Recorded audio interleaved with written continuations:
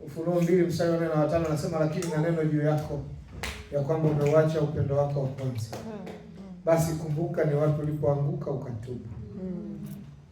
Na sisi kabisa wakati unahubiri tumegundua kwamba tumeuacha upendo wetu wa kwanza. Kwa tunaomba Mungu aturehemu. Hatuna cha kujitetea, Mungu aturehemu. Lakini tunasema asante kwa kulipa gharama. Asante kwa kuona tunastahili kupata neno hili. Tunajua anayepata zaidi anadaiwa zaidi. Lakini tunasema asante hata kwa kutufikiria. Mungu akubariki sana sana sana mno. Na tuliteta kabla hujaja kwamba hawa waimbaji wana makanisa ambao wanasali.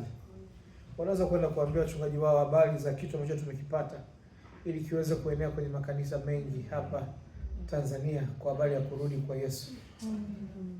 Hata sisi hapa ndani tunakukaribisha uweze kurudi pia kama kanisa, sasa sio kama waimbaji.